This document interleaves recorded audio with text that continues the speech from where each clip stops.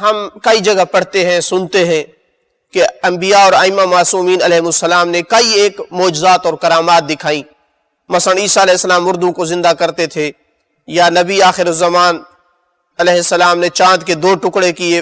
اس کے علاوہ بہت سارے معجزات اور کرامات ہیں.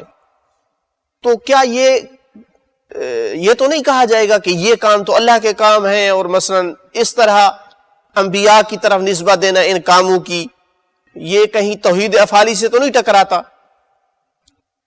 مہم سوال ہے کہ ہم ایک طرف سے قائل ہیں کہ اللہ تعالیٰ کے کاموں میں کوئی شریک نہیں، دوسری طرف سے کیسے ہم کہتے ہیں کہ عیسیٰ علیہ السلام مردوں کو زندہ کرتے تھے، یا نبی پاک صلی اللہ علیہ وسلم نے چاند کے 2 ٹکڑے کیے؟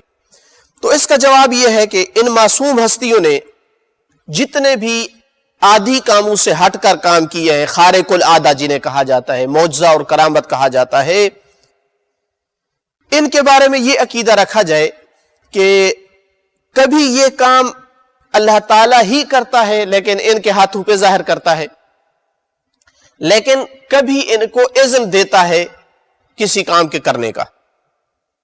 جیسے کہ قرآن مجید میں ہے وَتُبْرِئُ الْأَكْمَحَ وَالْأَبْرَصَ، کہ تو یعنی اے عیسیٰ تو مادرزاد اندھے اور کوڑھی کو میرے حکم سے صحت یاب کرتے تھے. وَإِذْ تُخْرِجُ الْمَوْتَى بِإِذْنِي، اور تم میرے ہی حکم سے مردوں کو زندہ کر کے نکال کھڑا کرتے تھے. تو یہ کام جو ہے وہ اللہ تعالیٰ کے کام ہے، لیکن بعض اوقات مصلحت کی وجہ سے معجزہ پیش کرنے کے لیے، کرامت دینے کے لیے، اپنے ولی کا مقام ظاہر کرنے کے لیے ان کو اذن دیتا ہے کہ کبھی کوئی اس طرح کا وہ کام انجام دے. تو لہٰذا یہ اس میں کوئی مشکل نہیں ہے کہ اللہ تعالیٰ کے اذن سے کوئی نبی یا امام کوئی اس طرح کا خارق العادہ فعل انجام دے. یہ توحید افعالی کے منافی نہیں ہے بلکہ اس کے ساتھ عین موافقت رکھتا ہے.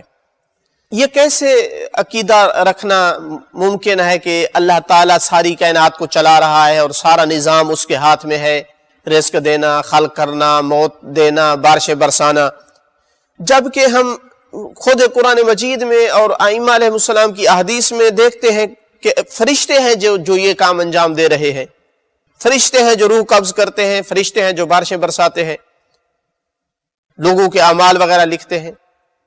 ادھر سے ہم کہتے ہیں کہ توحید افعالی یعنی یہ کام سارے اللہ تعالیٰ کر رہا ہے. تو اس کا جواب یہ ہے کہ فرشتوں کا کام انجام دینا، کوئی کام کرنا، یہ بے عین ہی اللہ تعالیٰ کا کام کرنا ہے. اللہ تعالیٰ ہی کرتا ہے یہ کام، لیکن فرشتوں کو ان کی جو ہے ان کاموں پر ڈیوٹی لگائی ہے. چونکہ فرشتے یعنی ایک سمجھانے کے لیے تعبیر لگائی جاتی ہے کہ ایک قسم کا آلے کے طور پر ہوتے ہیں، چونکہ یہ اللہ تعالیٰ کے حکم کے علاوہ کوئی کام، کوئی حرکت نہیں کرتے ہیں. ہر کام پروردگار کے آرڈر کے مطابق اسی کے اوامر کی تنفیذ کرتے ہیں. اپنا ان کا کوئی اس میں ارادہ اور اختیار نہیں ہوتا کہ جو چاہے وہ انجام دے دیں.